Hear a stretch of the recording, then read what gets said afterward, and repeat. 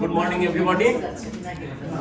আমাদের গত 3 দিন ধরে যে ইয়েটা হলো আর কি, সেটার উপরে আমরা বলবো আর কি। সবার আগে আমরা এই এক্সপেরিমেন্টে যাওয়ার আগে একটু কথা বলে নিই। প্রথমে যখন এই আমাদের এই অ্যারেঞ্জমেন্টটা দেওয়া হয়, আমি ধরেই নিয়েছি নর্মালি এটা মানে হাসি টাসিটা বা এন্টারটেনমেন্টের জন্য, বাট পুরো কাইজেনটা যে এটার মধ্যে নিহিত আছে এটা আমরা বুঝতে পারিনি।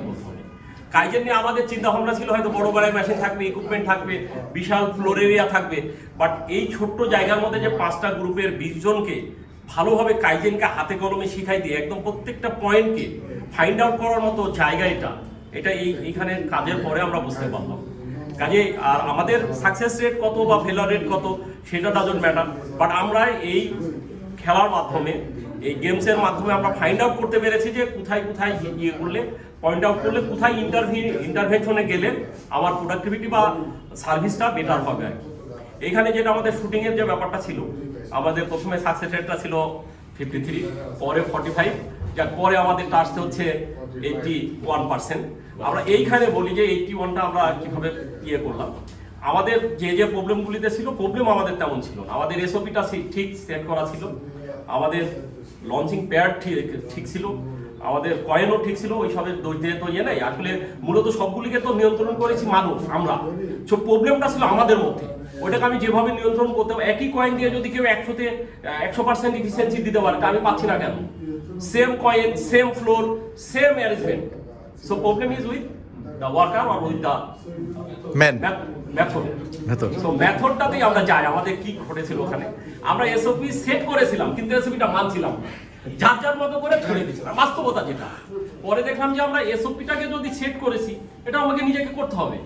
এসওপিটা যখন দেখলাম যে না ঠিক আছে, এবার মেথডটাতে যাই, মেথডটা যে যার মতো ছেড়ে দিচ্ছিলাম আর কি। বাট পরে দেখলাম যে না, এভাবে করলে হবে না, মেথডটাকে আমাদের মানতে হবে। অ্যাকচুয়ালি এটা খেলনার জন্য না, এটা আমাদের পুরো কাইজেনটাকে আমাদের শেখানোর জন্য ছিল। সো শিখতে হলে আমাকে এখানে ই করতে হবে। এটা যে মেশিন না, এটা না, কিন্তু ওই লঞ্চিং প্যাডটাই একটা বড় মেশিনের ইকুইভ্যালেন্ট আর কি। ওই কয়েনটাই একটা বড় প্রসেসের ইকুইভ্যালেন্ট, থ্রো করাটাই হচ্ছে একটা বড় মেথডের ইকুইভ্যালেন্ট। এবং আমরা যখন ওইটা সবগুলি ফাইন্ড আউট করে দেখলাম, এরপরে যখন করতে থাকলাম, আমাদের মোটামুটি অ্যাকুরেসিতে আসছিল। তারপরেও আমাদের যে ভুলটা ছিল, আবারও বলছি, সেইটা আমরা ওই মনে করছি যে এটা মনে হয় এসওপিটা আমরা ঠিক মতো নিয়েছি, কিন্তু আসলে হচ্ছিল না। আমরা এসওপিটা যত অ্যাকুরেটলি সেট করে থ্রো করতে পারতাম তত আসতো। এটা মনে হয় আমার সবার জন্য, যারা ভালো সাকসেস করেছেন তারাও এটাই করেছেন।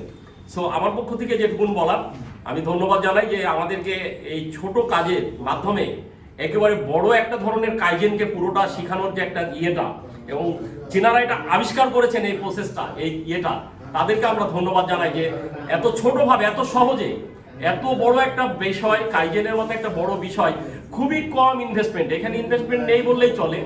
এই ইনভেস্টমেন্টে 20 জন লোককে ভালো করে কাইজেন শেখানো হয়েছে, এই জন্য আমি ওনাদের ধন্যবাদ জানাই।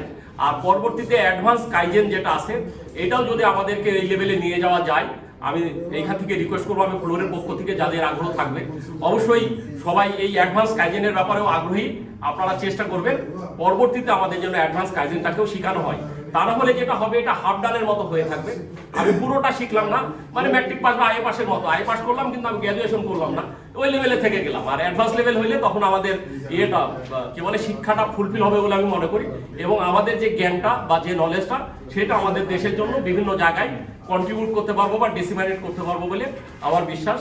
তো ধন্যবাদ। আমি বলে আপনাদের সকলে আবারও আরেকবার ধন্যবাদ জানিয়ে, সালাম জানিয়ে শেষ করছি। আসসালামু আলাইকুম। এখন আমাদের রেজওয়ানও খুব ভালো ছেলে, খুবই ভদ্রলোক, ও নিজে হাতে যে ইয়েগুলি করেছে, ম্যাথমেটিক্যাল যে কাজগুলি করেছে, সে এগুলি এখন দেখাবে। আচ্ছা, এখানে আসলে ম্যাক্সিমাম জিনিস ভাই বলেই দিয়েছে। তো এখানে আমার যে অবজারভেশনটা ছিল, স্ট্যাটিস্টিক্যাল অ্যানালাইসিস থেকে আমরা ইমপ্রুভমেন্ট করেছি। সো আমাদের যে ইটা ছিল যে আমরা 5S শিখেছি, 5S এর লাস্টে একটা আছে যে সাস্টেইন। আমরা এসওপি ডেভেলপ করে সাস্টেইন করতে পারছিলাম না।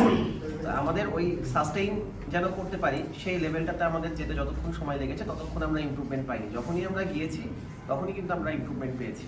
সো কাইজেন করতে হবে, সাথে সাস্টেইনও করতে হবে, স্ট্যান্ডার্ড ফিক্স করতে হবে এবং সাস্টেইনও করতে পারবে। ম্যাক্সিমাম ইন্ডাস্ট্রিতে এটাই প্রবলেম থাকে যে আমরা ইমপ্লিমেন্ট করে আসি, বাট সেটাকে আসলে মানে সাস্টেইন করতে পারে না ইন্ডাস্ট্রি লেভেল থেকে। কিছুদিন ফলো করার পরে পরবর্তীতে ডেভিয়েট করে ফেলে। তো এটা যদি ওভারঅল টিম থেকে ইমপ্লিমেন্ট করা যায় এবং সাস্টেইন করা যায়, অবশ্যই ইমপ্রুভমেন্ট আসবে। Thank you. হ্যাঁ